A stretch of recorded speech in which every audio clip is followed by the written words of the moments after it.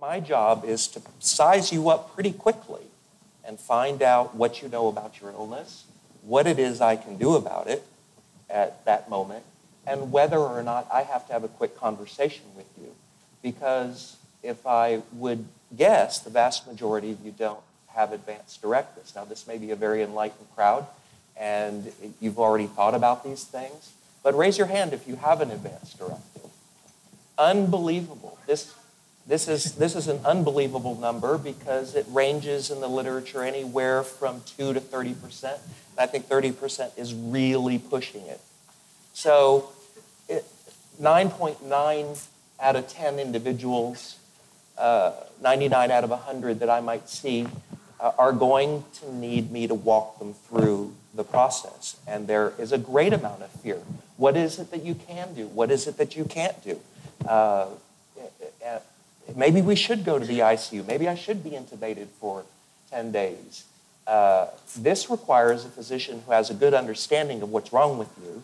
And then if it looks like you really are dying and you've entered the death process, take, for example, somebody who comes to the emergency department who has metastatic triple-negative breast cancer, like my sister, who died on December the 7th this last year, and presents in a great deal of pain, having a lot of difficulty thinking even clearly about expressing what she wants or what she doesn't want, and encounters a physician who comes up to her and also to her husband and says something like this: what would you like us to do? Well, save my ass. You know, I'd rather live a little bit longer is basically what my sister told me after the situation was over, and I thought, well, that's very conscious. That's really knowing what you want at the moment.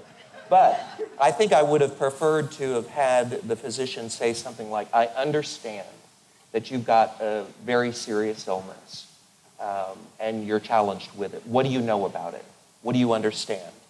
And just getting that conversation going gives you an idea of the perspective that the individual brings to it. Buddhist, atheist, Christian, whatever the situation, or nothing at all. And where am I to go? What are you taking from that, though? Then why are you asking? What are you trying to decide? My job isn't to convince you what your near-death experience should be like. My job is to if it's very clear that somebody is entering the dying process, to help alleviate that fear. And I agree with you. Most people are afraid of pain. So the very first thing I ask folks is, how is your pain doing? And a lot of times you'll hear some curse words and something that characterizes the level of pain. And I go, oh no, that's not a problem. I'm good at that.